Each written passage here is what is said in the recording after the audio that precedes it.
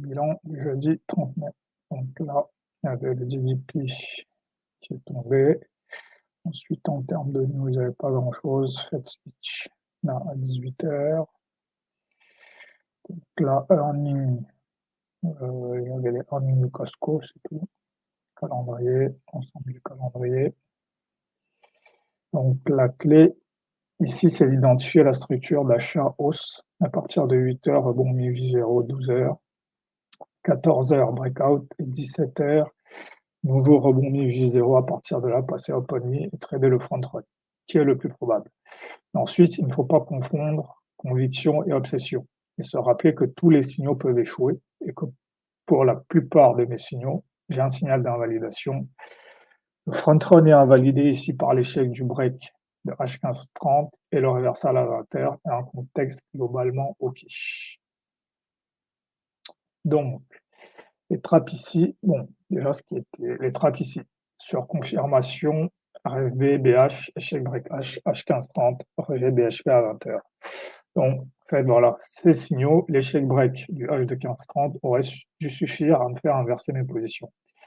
Donc là, ici, j'ignore la résistance et l'heure, donc j'ignore le H1530 et j'ignore l'échec break à 20h. Bon, ici, erreur, conviction, obsession, ne pas consulter sur achat, sur vente, qui est là pour éviter les biais et supposer des signaux. Donc ça, c'est très important, c'est mes signaux, justement pour éviter de partir dans des biais, dans des obsessions. J'ai noté des signaux et c'est pas inutile de les consulter de temps en temps pour éviter de partir dans un biais trop obsessionnel. Donc ici, il y a un moment de confusion. Donc, est-ce que là, on est sur un deep buy ou alors on est sur un reversal? Donc, pourquoi là, on serait sur un reversal? La Fed est au quiche, les earnings sont mauvais, il y a le procès de Trump quand même qui rajoute de la tension, les tensions entre l'US et la Chine.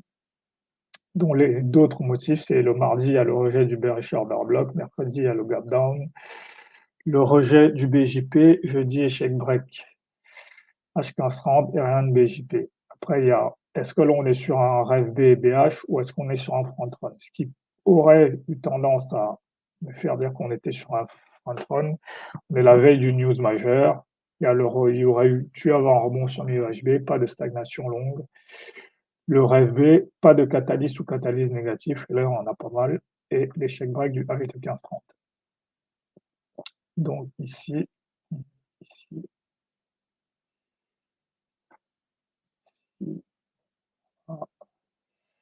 un journalier, ici, 30 en H1, ici. Donc, ici, à l'ouverture, pas de signal, pas de signal. Ici, j'aurais pu vendre en me disant que bon, peut-être c'est la continuation de la baisse, mais bon, là, comme il y a le MIJ0 qui peut faire résistance, donc là, pas de signal, pas de signal, pas de signal. Bon, là, reversal, parce que là, on a essayé de passer en dessous, et là, il y a cette structure, et là, même en M5, j'ai un double bottom, donc à partir de là, je peux commencer à acheter. Ici, là, c'est ma confirmation à M15, donc à partir de là, je peux même faire des ajouts, même en M5.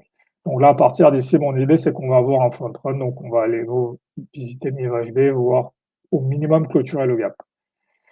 Donc là, je peux continuer à acheter parce que pour moi, à ce moment-là, cette structure, voilà, cette structure ici va être respectée.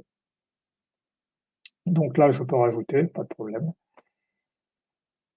Là, pareil, ici, si je regarde ici en M5, je peux rajouter ici parce que cette structure ici, le dernier bull flag va être respecté. Donc là, ici, quand même une pause parce que là, on arrive sur le plus haut. Donc là, j'attends quand même le break. Donc là, ça, c'est pas suffisant. Et c'est là où, en fait, je passe de la conviction à l'obsession, en fait. Ici, à ce moment-là, je dois comprendre que là, c'est un truc tout à fait classique. Là, le break n'a pas réussi. Donc là, maintenant, le plus probable, c'est que ça devient un reversal, en fait. D'autant plus que là, le DXY est en train de former un COP. Ici, le Nasdaq, c'est juste un RH50 et le Dow, pareil, est sur un double top. Donc à ce moment-là, en fait, je suis tellement convaincu qu'il va y avoir un front run que je ne vois pas les signaux, en fait. Donc là, tout simplement, j'aurais dû inverser ma position. Là, pareil, ici à 20 h, c'est, le signal est finalement très clair. Si j'avais juste pris le temps de consulter mes signaux, donc là, c'est assez clair, j'aurais dû vendre ici pour un retour au moins sur PBJ. Et ici, je peux continuer à vendre. Voilà, là, ici, la structure, ici, même en M5, je peux l'avoir. Ici, il y a le break en M5. Ici, on revient tester cette zone. Ici, même à 20, bon, après, là, il est 21 h. Mais ici, au moins, ça aurait dû être assez évident que là, maintenant, on va continuer à descendre. Donc voilà, et là, la baisse continue.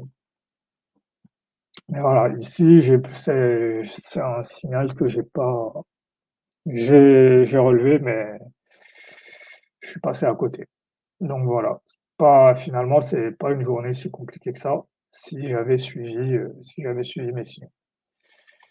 Donc voilà, après sur le M1, voilà, je peux voir mes structures ici sur les achats, les structures qui se forment ici au moment de l'achat, et sur la vente, je peux voir ici cette structure qui devient ici une résistance. Donc ici, voilà, ça correspond à cette bougie-là exactement. Donc là, ensuite, il y a cette phase de distribution, et ici, on repart à la baisse.